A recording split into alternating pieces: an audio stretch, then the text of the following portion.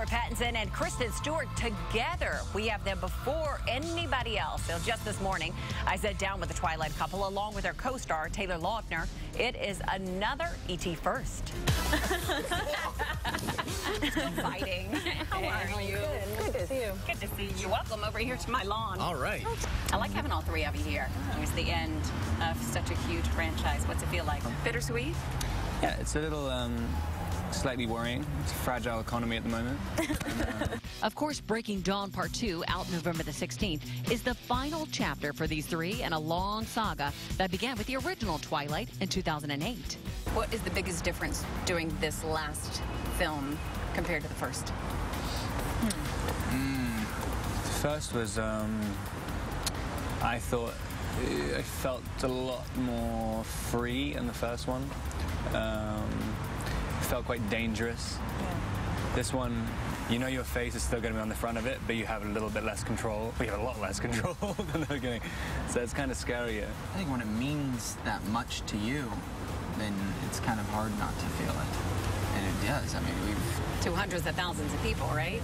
A little pressure, I yeah, guess to that would be. them and to us. I mean, I felt a ton of pressure. Pressure's a good thing. Yeah. Why you think it brings out the best? As soon as you don't have that pressure, what are you doing it for? It's like, it makes it incredibly worth it. I mean, I guess it's an indication that it's worth it. You guys don't ever rag on each other in real life or anything. Oh, no, not at all. As soon as I read this book, I was like, oh, my God, I can't wait to write this movie. Because you know you're going to get him over there, I'm right? hearing it now. Oh, I'm hearing it. Do you guys like to feed into the little competition, you know, Team Jacob versus Team Edward, or you're like...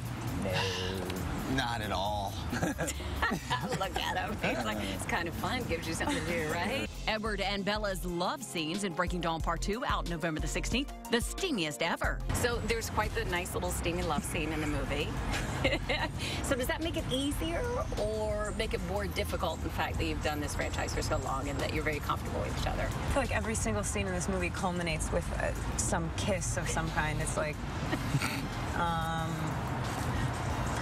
Also, the vampire aspect, you're supposed to have those mind-blowing, inhuman experience. How do you do that?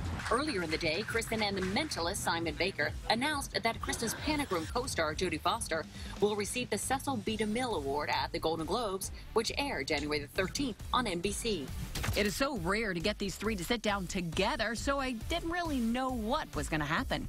We're really good at this. We just like take everything you say and repeat it back to you and don't answer anything. Such a great time talking with them, and I'll have even more with them for you tomorrow.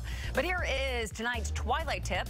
Taylor Lautner would play games on the set with Mackenzie Foy, who plays Renesmee, including up high, down low, too slow, and staring contests.